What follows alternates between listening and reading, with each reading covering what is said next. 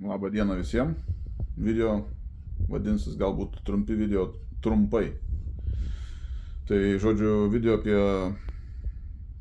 įkrovimo stotelių padukus laikiklius, prie kurio sukamos įkrovimo stotelės.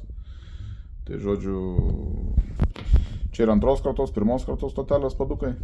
Šitie du. Čia yra trečia karta.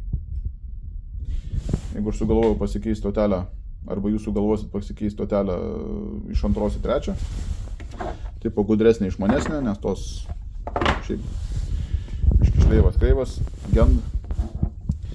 Tai įvadiniai kabeliai parinčia arba per apačią, jeigu ant kokią, ten, sakykime, virštinkinę formatą.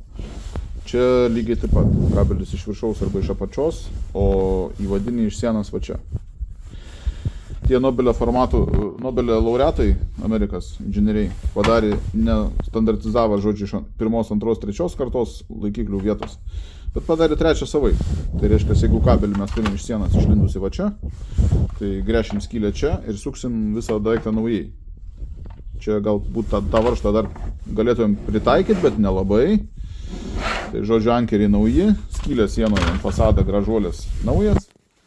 Ir reiškia, turim va tokias tvirtinimo komplikacijas.